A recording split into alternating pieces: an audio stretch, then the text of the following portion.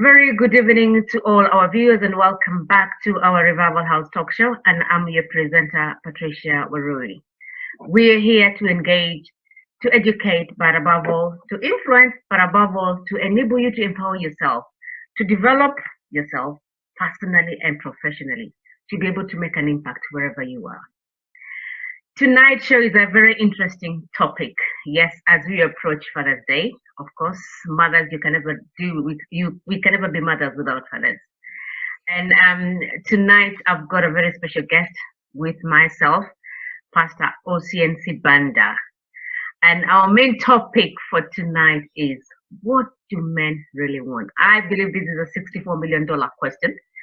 But we've got someone with us to expound on that and to enlighten us in terms of so many aspects of what men really need. Right, please, without much further ado, help me welcome Pastor Sibanda. Welcome, Pastor Sibanda. Thank you very much, Patricia. Thank you very much. Right, Pastor Sibanda. Who is Pastor Sibanda? Please tell us who you are. I know it's my first time saying you, and you're pastor, of course, that is your title. But take us through your journey personally, so we can try to know who you are just a little bit. Oh well, I'm an ordinary man, a simple man like every man, who is also needing some help and support. But generally, I've got a teaching background. I'm a school teacher by profession, and then I happened to move into the private sector in 1994 when South Africa was transitioning from the apartheid era to black rule. So they tried to push black people up. So in that time, we were fortunate to be between that. When they were doing affirmative action, we were pushed in, given opportunities. So I worked in the private sector as a production supervisor. So that's how I went into the private sector really and into management. So I became a production supervisor in one of the candles in Newtown, Johannesburg, South Africa. That's where I started learning production, engaging in management, moving out of teaching and civil service per se. And then it so happened that I joined a group through my wife. Obviously, she was going to women's groups there. It was called Gracious Women. So I would drop her off and then go back home to be with my friends. Eventually, one of the pastors pulled me over and said, we want to introduce men also to mentor men. So instead of Gracious Women Fellowship, they then called it Kwahafi Gracious Women and Husbands Agape Fellowship, to actually try and support men in their role as fathers. So I stayed with them for about 4 years in Johannesburg. I became the chairperson of that organization. Actually, in the end, the passion grew. And on Saturdays, one Saturday every month, we used to run a marriage seminar in different cities. Welcome. We'll go to Durban, we'll go to different places in South Africa, just mobilizing people to support family, because the family is quite fractured and fragmented there because of the pressure of apartheid and all those things. So eventually I got a vision to start a marriage magazine. So I just started writing a newsletter. I started writing a newsletter, and then our secretary at work, then a guy called Jay Naidu, would type it for me in the office, because we didn't know how to use computers then. So you would type for me, and then I would circulate. I would circulate among families. So eventually in 2001, we decided to go to Bible college. We were hoping to go to America, but then we couldn't get our visa. So my wife's family was in UK. So we thought, why don't we try UK? So 2001, we moved to UK, where we enrolled in a Bible college in Bristol. So we did that. After the Bible college, they just saw our gifts and they ordained us. But it was at Bible college that my pastor then, he was also from South Africa. He was called Jerry De Soma. He introduced me to the work of Edwin Lewis Cole. He writes a lot about men, measuring in men. He has got a course called Measuring in Men. So I did that course over 3 years. And then we started mentor groups in the church to mentor men, because we realized that men were a bit behind. They were not engaging. They were not upcoming in the church. They were always in the peripheries. And then we started mentoring them. We were a group of 12 with the pastor. Then after that, we were supposed to start our own group of 12. So I started my group of 12 in the community, and then it soon grew to 24. So I had to break it in two and have a subgroup. It grew again. In the end, I had 5 groups after me. So a lot of men, even from different churches, that were coming. So we saw this was working as we were mentoring the men, because we realized there were a lot of wounds inside, emotional wounds that are normally addressed by a normal sermon in church, because men don't just come up and talk about anything. So that program grew, and then in the process, I met a gentleman called Mark Lloyd Bottom, who saw my passion and actually connected to me. He introduced me to yet another man in America called Dr. Lewis, Dr. Robert Lewis. Robert Lewis is the one actually who revolutionized my men's work. He wrote 3 courses about men. The first one is called Winning at Work and at Home. And I recommend men to do this course, because he says your work and your home are like your side mirrors in the car. You need to keep on checking. That's a powerful course. Then the other one was called The Quest for Authentic Manhood. Then it teaches you really to say, what is this machine? What's this beast called a man? It gives you an understanding. And then the last course is called The Great Adventure, the fun into your journey. So that's what I started doing. And then from there, I got more passionate and started talking to men in different places. And then in 2014, I partnered with one of the pastors in Bristol to go to the prison, because we realized that the offending rate was going higher and higher, and the ethnic minority, the BA, MEE people, were more getting into trouble. And there was no support because there were very few black mentors, pastors, leaders, and officers in the prison. So we started going to the prison to try and minister to these guys. And then the chaplain there asked me to do a Bible study. But then I realized that there were way too many Bible studies in the prison, but reoffending was still going higher. So I looked at the materials that I had done, and then I requested and proposed rather to do a course where I mentor and teach men about masculinity and real manhood, so that they know how to handle themselves and don't get into trouble. So they allowed me to do that. And then I teamed up with a charity called Mentor Me. So I designed a course that we call the Men Up course.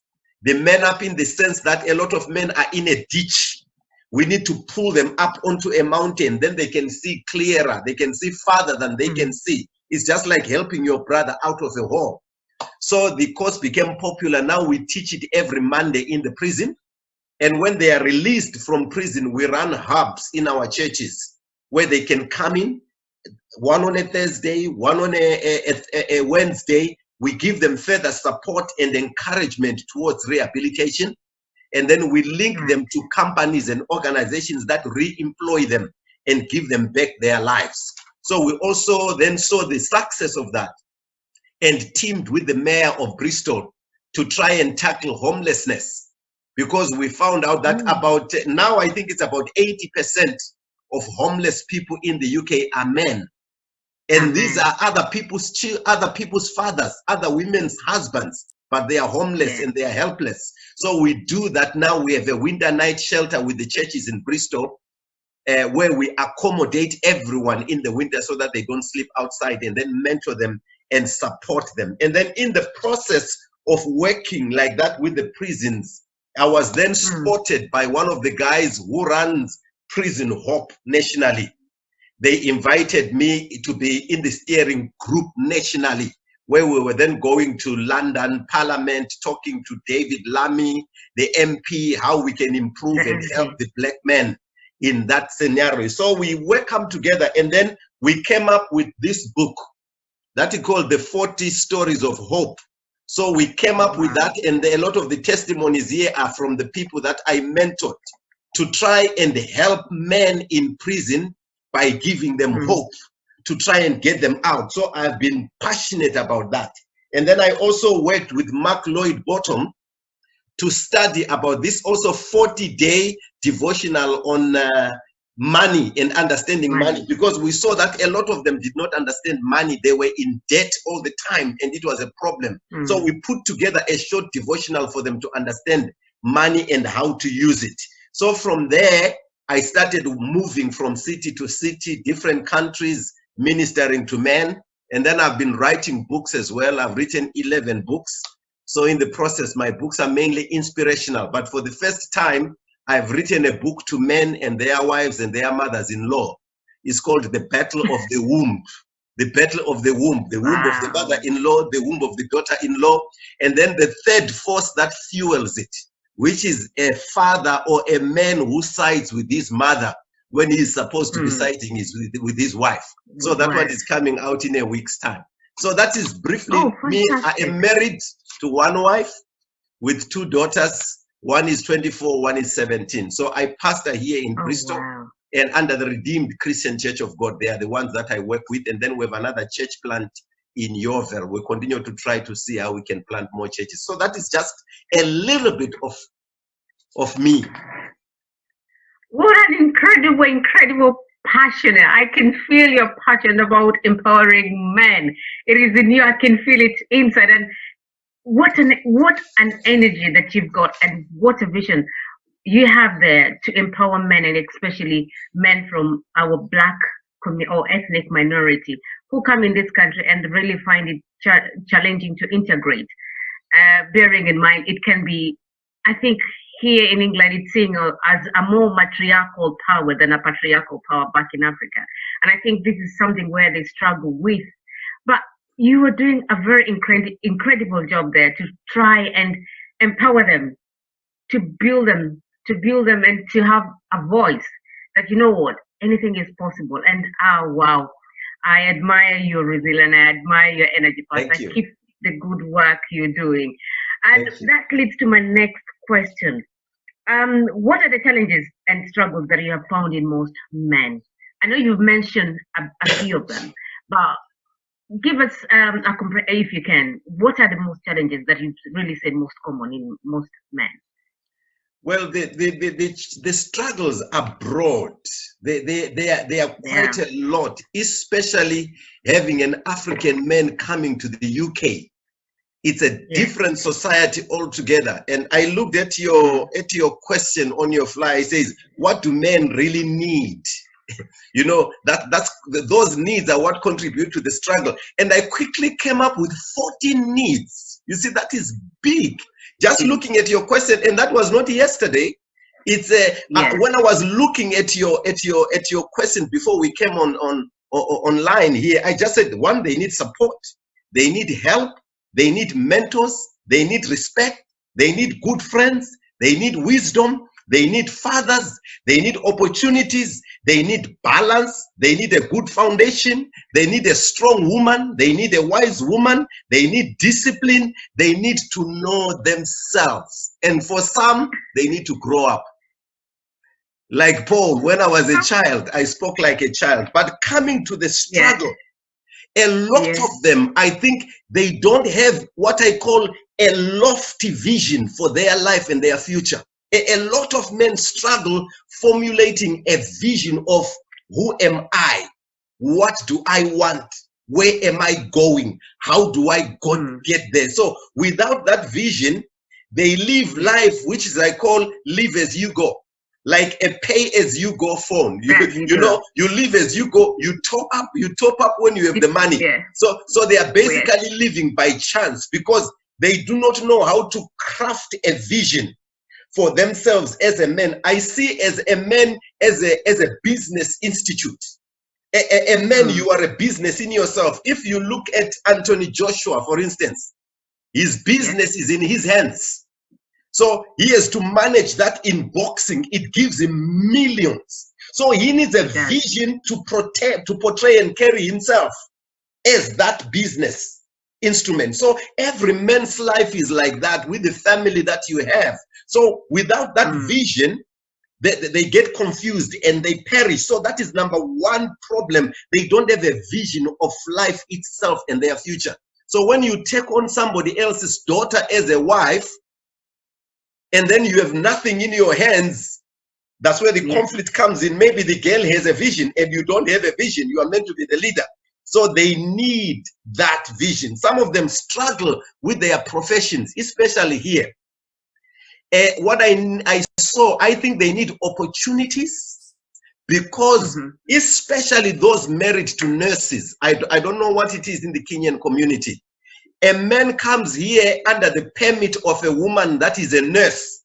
And then when he comes here, he can't readily get into his profession. Sometimes it's not accepted.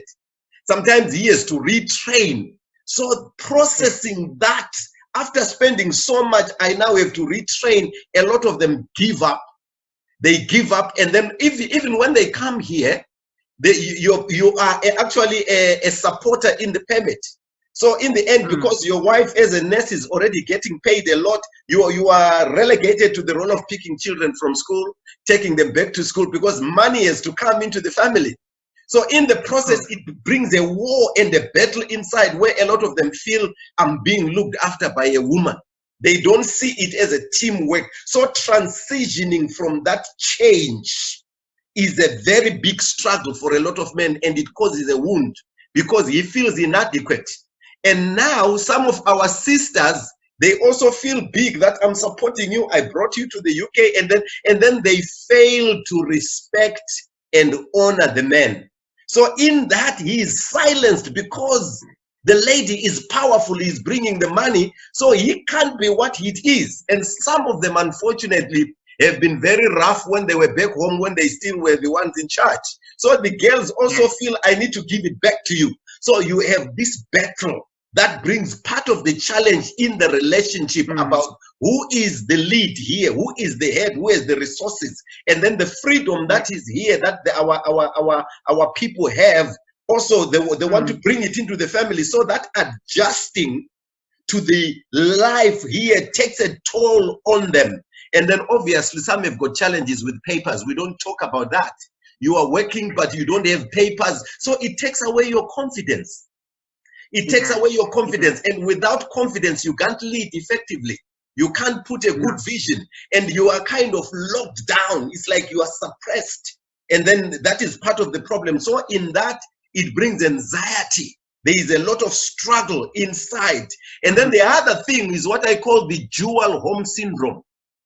The dual home syndrome. You have got a home in UK, you have got a home in Kenya.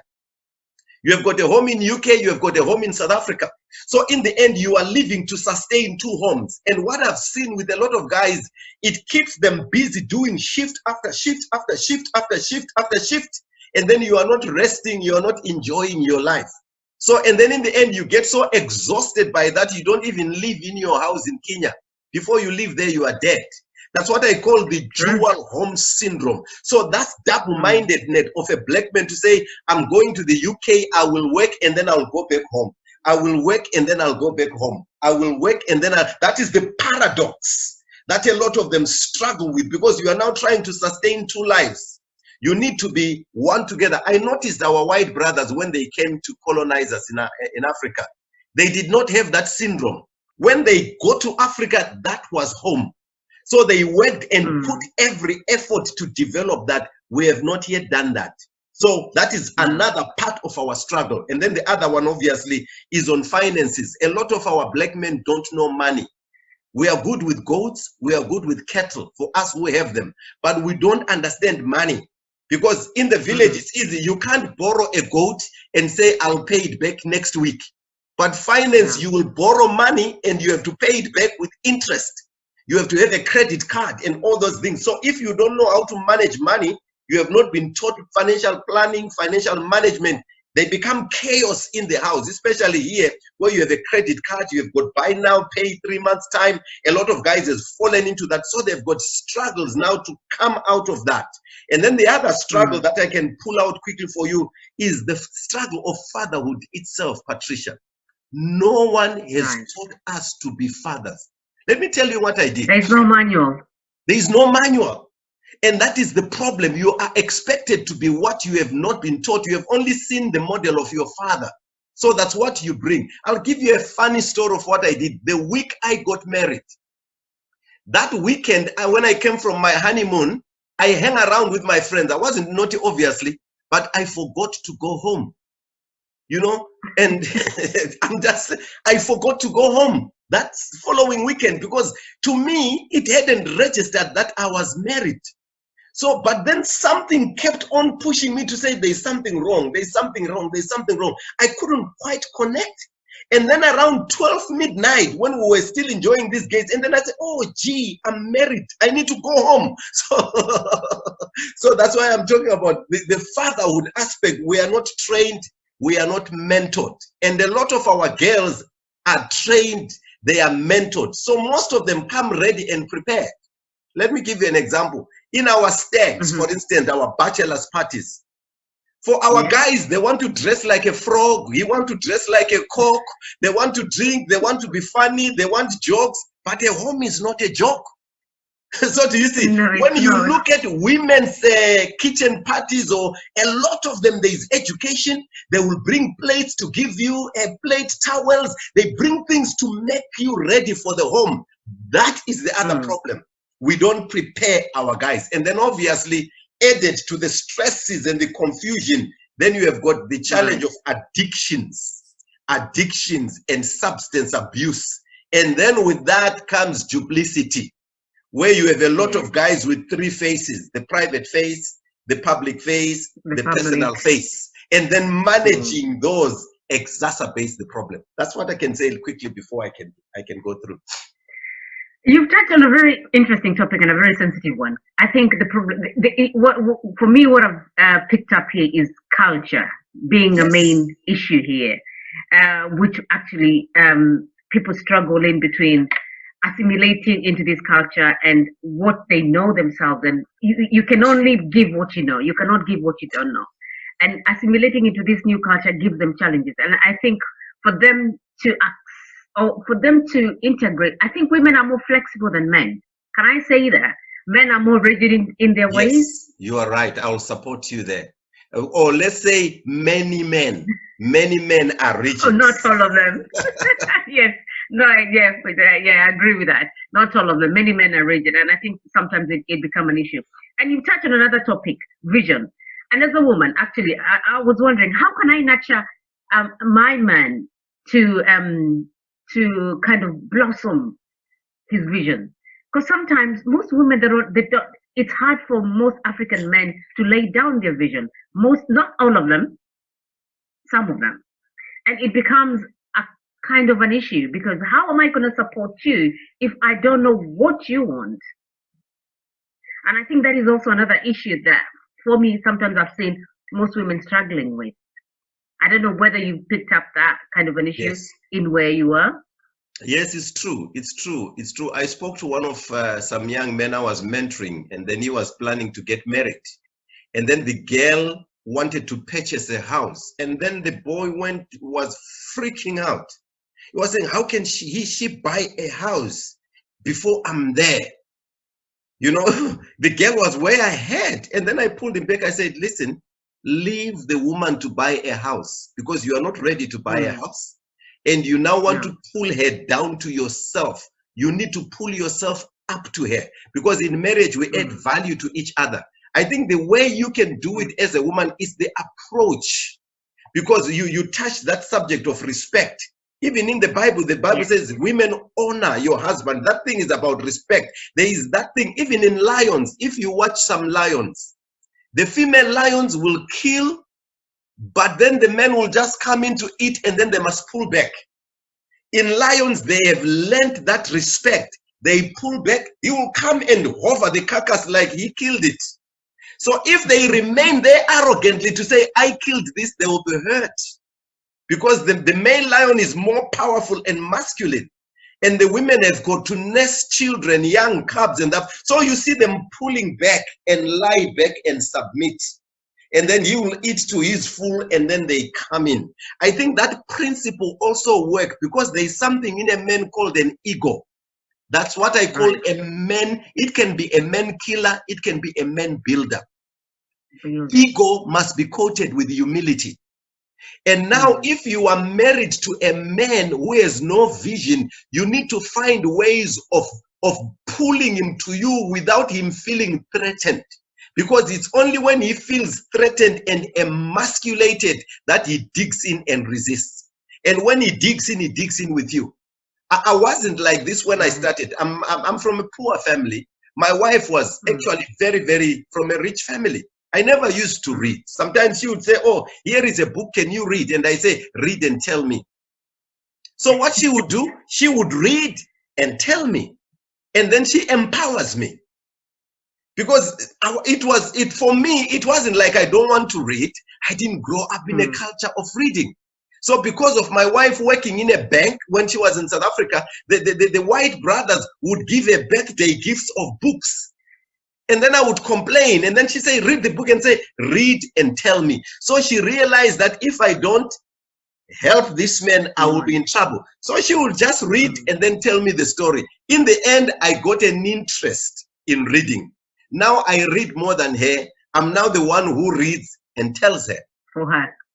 So I think you need to find a way of bringing it through. And the other thing that we need to do, have a time where you review your year. That's what we do with my wife. Every year we sit down on the 1st of January, look at the year behind. We list our goals for the year. This is what we want. You just go to your husband to say, honey, I think let us put our goals for the year. I have got 1, 2, 3, 4 goals, but I wasn't sure. I thought, let me check with you. I don't want to run away, to run ahead from you. You need a bit of wisdom. I don't want to run ahead from you. I was thinking, what do you think? Do you have anything in mind? From there, you are the chairperson. You are the leader. You are the convener. You bring him in cleverly, and you will see that he will begin to pick it up and begin to pick it up. It's an issue with ego. But if you don't know how to handle, you will drown the two of you. Remember, a woman is the helper. You came to help. You need to find ways to help.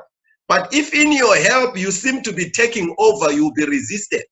And that's where we have a problem. So if he has no vision, bring him in a nice and a good way.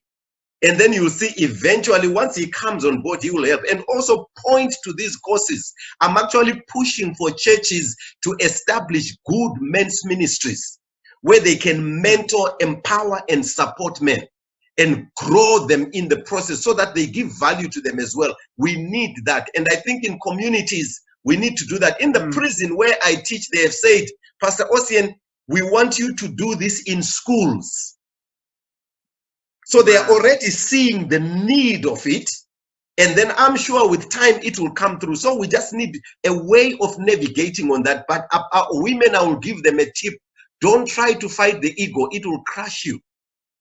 So if you work nicely, you will find that you will grow your men, and tomorrow it will be much, much easier for you. I don't do much for my wife. Sorry, my wife doesn't do much. I do everything. I do everything, but she started the work. So it's the approach that really matters here. Women need to be wise in how they approach. The attitude, the approach, the attitude. Remember, a man feels, I am the head here. Sometimes even if you are headless, you still feel. It's the ego. It's the ego. Ego is dangerous. Ego is dangerous. Wow.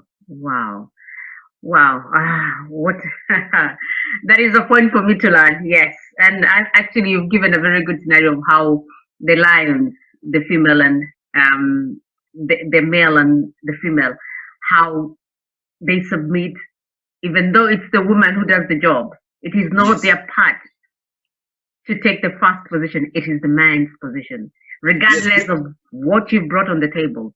Exactly. Also, because spiritually, the leadership role was given to the man. So that's a spiritual role. So that's what I say. I actually say that relationship with a man and a woman is like a sociological dance. You know, it's a sociological dance. When you are doing a ballroom dance, Patricia, there is a position that you take without thinking. The man, the woman who faces the man, and the man pushes her backwards. That's the sociological dance, and that is the spiritual aspect of leadership. And that's why now, if you dance with a man who doesn't know the dance moves and they hit you against walls, you will not be comfortable dancing with them. So a No, lot of you our can't. boys are not skilled in the dance move of life. So they will be banging the girl against the object. So now when you say let's dance, girls pull back.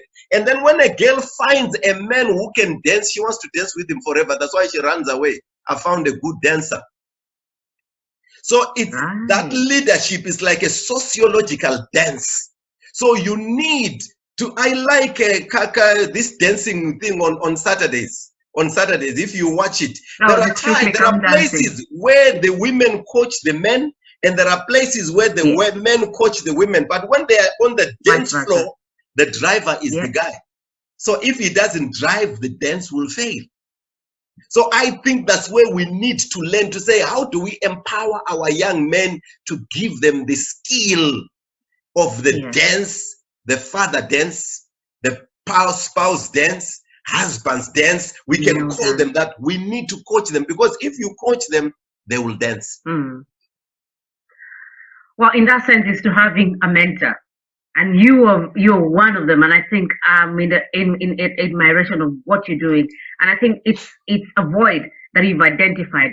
It has to be filled. That vacuum has to be filled, and I believe you're one of the men who is making a difference wherever you are, in terms of seeing from your own perspective, because you've been there, from your own experiences, and you know how it feels. And I think you being an expert in your own way, and then you being an example in the other way. And I think it's oh my word, it's an inspiring journey, and I admire, and I'm not going to stop saying this. I admire what you do, and I would like you to come in. Not only men, I think it's going to be a nice thing for all of us to be there and to listen from you, because I think you've got so much to offer. And it's unfortunate, we're just gonna rush it and throughout this session. But I know one time we'll have a very long session with you, because I believe we need this, especially in our community, because family is the key thing. And right now, there's so much complexity within actually the Black minority families, and there's so many grief, so many suffering, and which has trickled down to the young boys who are coming up, and which is a problem. And actually, now this leads to my next question. What is your advice to mothers who are raising boys in this era? Wow, wow, wow, wow. Yeah, I'm not gonna that say. I'm is. not gonna say. Actually, the question was for single mothers, but I think it's both ways, because I believe it affects the generation one way or the other. Whether it's from a single parent, I know from a single parent is a different perspective, because maybe there's no a male model within the household. But on the other hand, you can have a role model within the household, and the impact will still be the same. Yeah, I think the advice I give to single mothers who are raising a boys on their own is for them to understand that men and women are different. They are wired Men different. and women think differently. If I've been married for 29 years now, I still think different to my wife.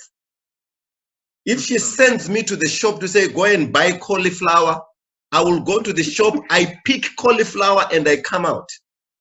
But when she says the other day, she went herself, I'm going to buy cauliflower, but she came with 2 bags. And I'm thinking, so what I will advise them is, please realize that the wiring of a man and the wiring of a woman are different by nature. We are equal as human beings. We have a soul, but our brain function and how we work is different. So as you raise the boys, learn to bring in father figures to sharpen that distinct wiring of manhood in your boys. Because you can easily say, I'll do it. That's why you say, you are a mama's boy. You are a mama's boy. Because in the end, the feminine traits are more dominant. When I talk to men, I say, every human being, normal human being, has got 2 legs. The left foot and the right foot. And we call them the legs of manhood. Some of the input comes from your mother, how to handle the feminine aspect of family. And some of the input must come from your father, how to handle the masculine input and merge with the feminine input for you to be sound when you face a woman also in your life as your wife. So I want to say to those mothers, realize that and make room for that, for them to grow in that area. And the second thing I want to say is, realize that there are many mothers who have raised boys on their own successfully. So it's possible. It's possible. It's possible. You can do it. And then the other thing I will advise them, start discipline and routine very early in life with those boys.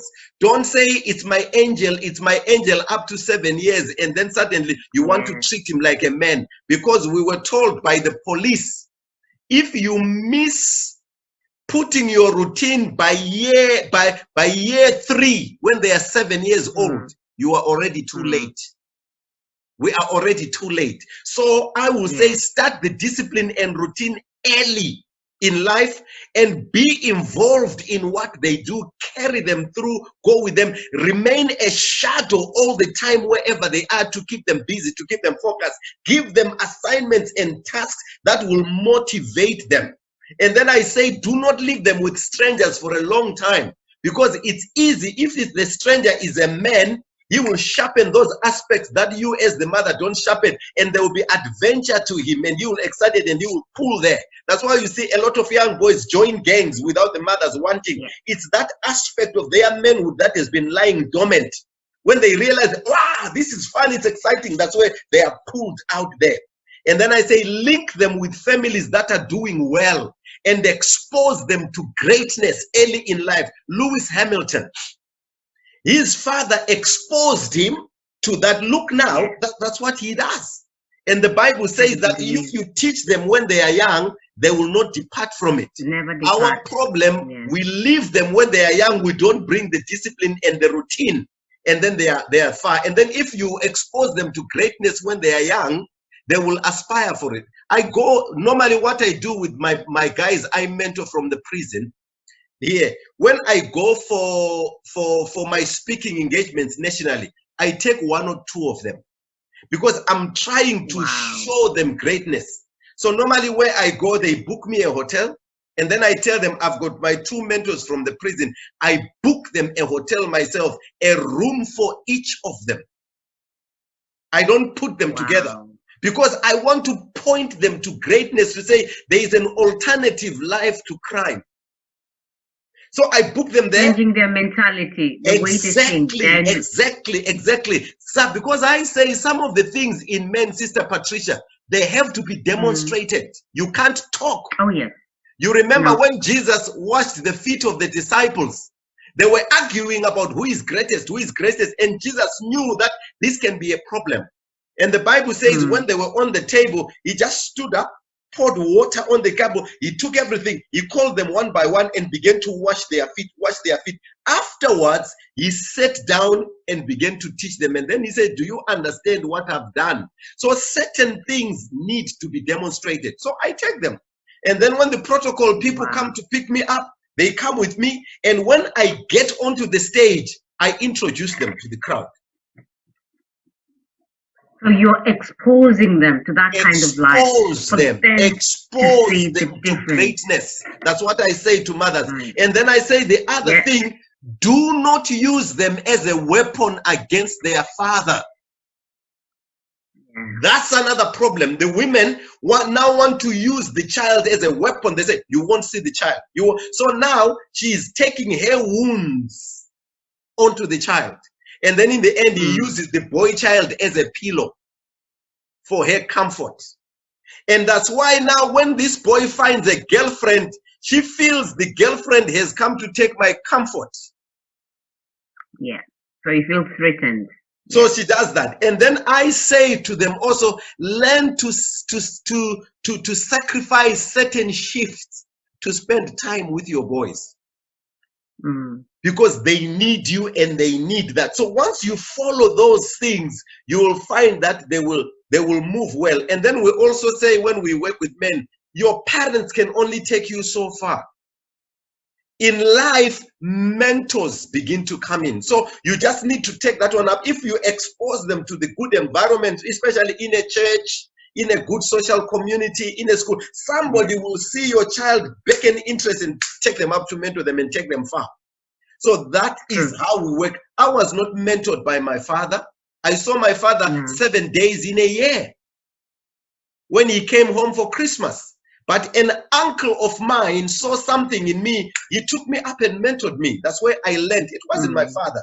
So you as a mother raising them up, raise them up to a position where somebody can spot them and pick them up. But nobody will pick up an undisciplined boy.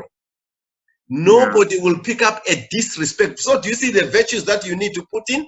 Those are the things that will link them to mentors and their destiny helpers in future. So I say, focus on that. Don't keep mourning about you are alone. You are able to do it. Wow, that's a very interesting topic, interesting key thing that you've put there. Boundaries and structures, they're very paramount in bringing up a male child. Early in life. Early in life. And the other point that you've mentioned is who they relate with. They need that sense of belonging. And if they don't have that, they will have somebody out there. And that is how actually I've seen most of the young person being exploited by people who present to be offering whatever they're missing out from home. And I think this is one of the key things that most parents, not only single parents, they need to be wary of. Because out there, there are vultures waiting. And they're ruthless. Right. Which leads me to my next question, Pastor Sibanda. And you've said you've been working with people on probation and you're doing a fantastic job. And I know it's not easy. What has been your challenges when you're undertaking this kind of work with them? What has been your challenges working with them? My challenge is, I'll be truthful. The first challenge I have is the system. Of course, the system, because they don't know anything else. I tell these boys, this system is vicious. So the system turns you into a commodity and they make money out of you. And they don't want to let go of you, because once they take you to the prison, they take off your clothes. They give you a gray tracksuit. That tracksuit is sourced by somebody who makes money out of you wearing it. Out of it. Do you see what I'm saying? This is what I say. I say we can actually get all these officers out of employment if we stop committing crime. Because now there is about 93,000 men in jail as we talk, 93,000 in UK prisons.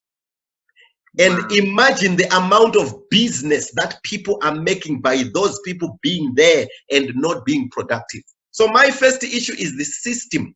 The probation system is tilted against the black people. I will say that on any platform. They are already profiled. Our people. That's the challenge that we have. So they are fighting a battle. It's like I say, it's like an earthworm struggling in the mouth of a fish. You know, even if you break loose, you are still in water, the fish will grab you anyway. So the system is an issue. And number two, substances. A lot of those who are hooked to substances can't break out on their own. They need rehabilitation. They begin with marijuana, then they get caught up in that, and then they go to drugs and stuff that. So I find that dealing with guys who are hooked in there is not easy as long as they are still in the same community. So I am burning with a burden of developing rehabilitation centers so that when we spot that this guy is already a disadvantage if you are addicted, because that is your life. So that is the challenge that I face. And then the other challenge I face is homelessness, those who don't have a home to go to. Because you see the guy desires to change, but he is on the streets. For you to be on the streets, you must be insane. To be insane, you must take substances. The amount of pain that is there is way, way too heavy. So those are the challenges. I just don't want to talk about the wounds on their own, but a lot of them, they've got emotional wounds. They are wounded. And we need to learn to address the soul wounds of every man, which in the end come to their minds and interfere with them. That's why we've got mental illness. Mental issues are coming from the consistent pressures that are there. I'll give you a quick example of Elijah. Elijah was a great prophet. He killed the prophets of Baal, 400 of them. But a woman called Jezebel sent a threat that terrorized Elijah and destabilized him mentally. He ran away. He even left his helper, went into a cave, and went in the cave. He wanted to commit suicide. He says, God, kill me. I've had enough of this. And then God sends an angel to come and touch him and give him food. Then the angel tells him, why are you here, Elijah? Elijah is so tormented that even in front of an angel that has helped him, say, Jezebel wants to kill me. He doesn't even see I've got an angel with me. The Lord let him rest. He sent the angel again the second time, gave him food again, gave him water this time. And then after he ate, he says, maybe Elijah is okay now. Why are you here, Elijah? Jezebel wants to kill me. Do you see the mental torture? So there was now a mental issue with Elijah because of the pressure, such that if you follow the following verses down that, the Bible says after that, God says, okay, Elijah, go down and anoint Elisha in your place. In other words, I'm retiring you because your mental state is not in a place for you to carry the work. So do you see where we are coming from? So I think we need to understand, how do we remove the Jezebels in society that harm these boys, which is homelessness, an unfair system, and all that stuff. And then the other one, once you have a criminal record, no one wants to employ you. It's quite a difficult one, Pastor Zibanda, and the Black communities, they are unfairly treated. The system is not fair, and this is what has been happening anyway all over here, America and Western Europe, and actually it has spread all over the world about the movement of Black Lives Matter. And you've touched on a very sensitive issue there, how the systematic discrimination has affected the Black minority or the Black community in this country. And when you say about the substance misuse, could that be as a result for them to self-medicate themselves, to try and run away? As Elijah ran to the cave, they ran to alcohol, maybe for consolation. However, it makes the situation even more difficult. And I think the question here is, will we ever come out of the systematic? It's quite a difficult question, really. The systemic is deep. That's why it will require men to understand the system. That's why our course is called Men Up. We're trying to pull you up from that system. That system is ingrained. I was reading an article about the Church of England here in Durham.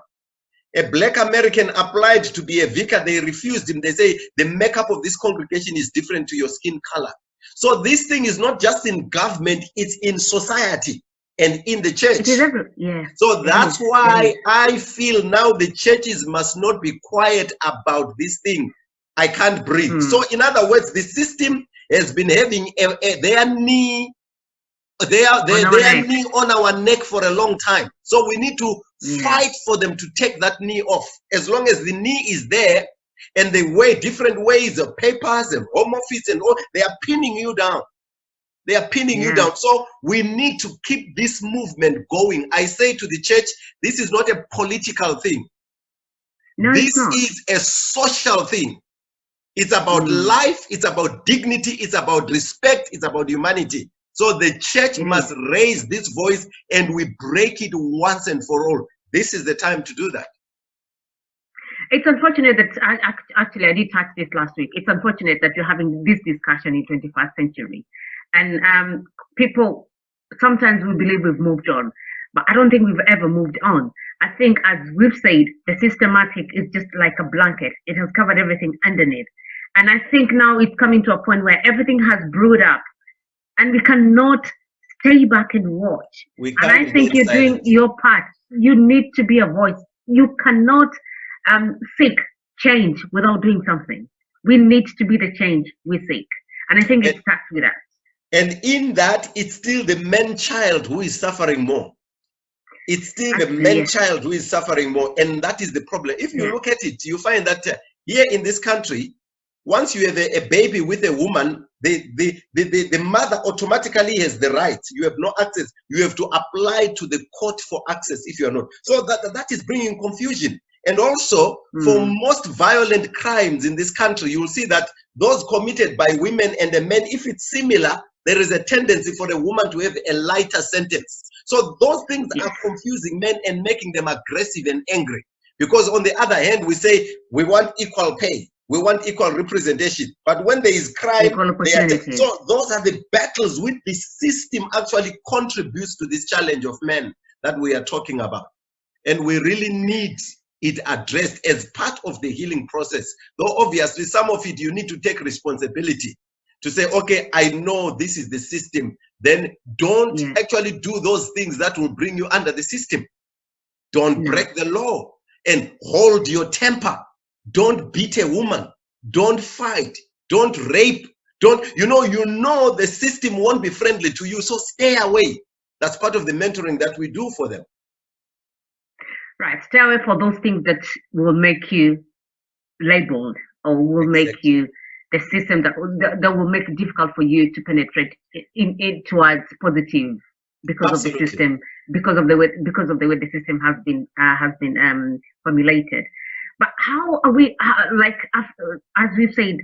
I know this is out of our discussion, but I'm just going to ask you this question: as a community, how are we going to change that? How are we going to change that systematic notion of us being Black and how we've been subjected, that when you compare it with our white counterparts, we have to work 1,000 times for us to match where they are? How do we change that? We need to change by its strategy. I think that's a strategical issue, and it will begin with us unifying. You know, when these people came, they used divide and rule to separate us. Yes. You are Kenyan, yes. I'm South African. You are not my brother, you are not my sister. You look at the divide that is there, because when we are united, we are stronger. So I think if we begin unifying that group here in the UK, we can actually have more mayors. We have a Black mayor in Bristol, a Black assistant mayor in Bristol. He has actually invited us as a church to begin to charter a way forward. So we need those consolidations, because we change the system from being cancelled. Now the other problem that we have with this dual home issue, because we don't see ourselves as residents here, we are not involved in the council elections. That's where issues are changed, and we are not there, we are doing shifts. So the system will always oppress us because we are not in there. That's why I'm in schools. I'm an invigilator in one of the secondary schools that are there. I'm involved in everything, and I put a voice. That's where change comes. So we need to educate our people where to be involved to begin to change, begin to get in. That's why I say, make this your home to change it. But if you always say, I'll go back to Africa, you won't be involved in much. That's one weak area that we need to change.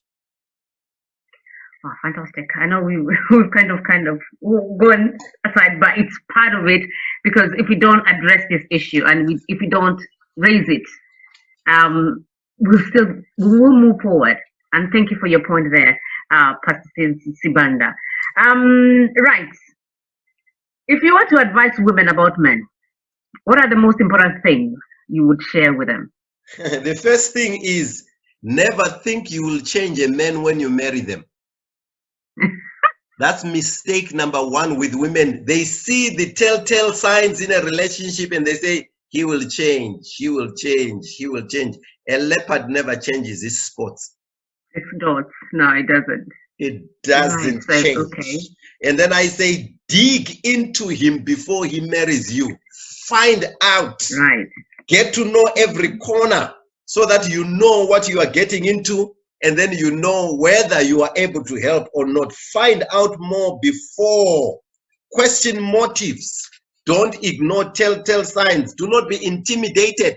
You are still free. You are not under anything. At that time, use it to be the detective before you attach your life. Stand your ground and demand clarity. Don't take nonsense in the relationship. If you take nonsense in the relationship, you will take every sense in the marriage. Great advice there. And then the other one, Mm. do not give him too much before he commits. That's the mistake our women do. I teach my girls to say, because men will say, if you love me, sleep with me. And then I say to the women, I say to my daughters, if you love me, wait for my father to walk me down the aisle. Because if you give them too much before they commit, they never commit. So I say, don't give freebies before marriage. He will not grow up. He will not mature. And also encourage him to develop himself, link him with people who can help him. Because you need a product that will empower you. A lot of people don't see that marriage is actually a product. We add value to each other. My wife has increased my value. I have increased her value. So if you just take anything, it will reduce your value. People don't think like that because they are desperate for marriage. But a lot of men will actually respect you for challenging them before. So that's what I think about marriage. And also, when he tells you, I've left my wife, I don't love her, what makes you think he won't leave you? So those are the things that I advise women to say, think through what these men say and go beyond. Because I know what women want in a relationship and I can act it or leave it. It's true. I can be charming. Right. I can be charming. Because so you know what you want. Go beyond the charm. Go beyond the charm. Go for character. Go for character. Right. Character, with nothing in the bank, will bring a lot in the bank in future. Oh, fantastic. Right. I know time is running out, and I've got two questions from our viewers. And one of the questions that I'm going to anonymize this person because they didn't want to be known. But number one, okay, caller, I'm going to call them. Caller number one, could it be respect men crave for? How do they gain this respect? That is question from caller number one. They want to know if respect is what men crave for. And if so, how do they gain this respect? I don't think they crave for respect all the time. Sometimes it's insecurity. Sometimes it's insecurity. He is insecure. You know, it's difficult to marry a powerful woman and you have got nothing. So sometimes it's just that insecurity. He wants that assurance to say, I'm okay. Sometimes he wants that assurance to say you are okay. It's not respect all the time, because a lot of these things I've seen that it's a wound inside. You need to trace the wound to stop the limp. And the limp, it's not just a respect issue. Sometimes it's an insecurity issue that is coming up. Sometimes it's a trust issue. Sometimes it's duplicity. Sometimes he is keeping stuff that he has not, and he uses that threat to cover up. So you think he wants respect. So no. Sometimes it's failure to be exposed. Sometimes it's of a need for help. So that's why I say it's a big. That's why when I looked at your question, I came up with 14 already. 14 of them points of what men need. So I think move away from respect only. Sometimes that guy is crying for help and you don't realize it. You think he's yearning for respect. But it's not. But it's not. So it's deeper. Wow. So it's going deeper than what you think it is. Exactly. Right. Okay. Caller number 2. In crisis times like these times, what are the expectations of men as we approach Father's Day? I know so many of them are going through challenges. For instance, there's jobs losses, complex issues in this time. What are men's expectations? What is their expectations? I think that is what she wants to find out. Actually, that question is a bit broad because men are different. I'm at a level where I expect nothing. I'm grateful for life. So do you see? So I expect nothing really. I am grateful for life. The only thing I want to be a good father, a good role model for my children. I want to, my expectations have gone beyond material and things and all the other stuff. But there are some people where there is insecurity, they want to be given value, to say you are recognized as a father, because a lot of them already feel the system supports women more than men. So in that area, I would say also make him feel good, make him feel appreciated. Sometimes the respect comes through appreciation. And sometimes it's in the words that you speak. A lot of men, our love languages are different. And in our African culture, we tend to think giving something and doing is more important. I'm at a level now, my wife was asking me, somebody wants to know your shirt size. I say, I've got about 100 shirts in my wardrobe. I don't need a shirt. Do you see that? I don't need it. I've got a lot. I don't need shoes. I've got a lot. I don't need those things. But if you send me a note to say something, that will be big to me. So different men require different things. But in this crisis, it depends on how the crisis has hit you. It depends. So I minister to you depending on how the crisis has hit you. If your husband has been furloughed, this Father's Day, try to minister to the pain of the furlough. If he has lost the job, try to minister to the pain of losing the job. If he is insecure, because a lot of men, as I told, they live as they go. I teach men, make sure you have reserves to live for a year if you lose your job. A lot of them are not there. So this Father's Day, he might be panicking. It's month end. How will I pay my rent? So I think it would be a good thing to just communicate. I know this is a different Father's Day. How has the furlough affected you? How do you want us to celebrate you? Do you want us to buy you a shirt or shoes, or you want us to give you cash? Maybe he just needs cash to go and license his car. So it will be different. I think we need to be sensitive with time to see how has the crisis affected these men in my life, or your brothers or your sisters or men in the church. So I think that would be a brilliant thing to do, to find out how they've been affected, and you minister in that. Then it will encourage them and soothe the wound in this time. Then they are stronger to take 2 more steps. Oh, wow. Fantastic. Fantastic, Pastor Sibanda. What is your message to all the men this Father's Day? I'm going to give, we've only got 5 minutes left. Any message, fathers out there? My message to the men is, there is hope for you. You are valuable. You are special. There is someone who calls you Father, and they mean it. When they see you, you are everything. So shift from your pain, shift from your failure, shift from your challenges. Look up ahead in faith and hope. Look around for men you can hold on to as a crutch. Men who can build and restore you. There is room to start again if you have failed. Job lost everything, but before he died, he had double. So begin to look and believe that you can, but with help. Look for help, and you can turn your life around. And realize that the children in your life are a gift from God. The woman in your life is a gift to help you. They are not an enemy. They are there to support. They are not there to actually challenge and make you feel bad. They are there to enhance. That's why they left their father's home to come to you a stranger. So really they mean good. There may have been challenges and pain and fights. That was through misunderstanding. But if you bring your harshness and your anger down and let everything settle, you realize that there is something clean. It's like a river. When it's stirred up, the water is muddy.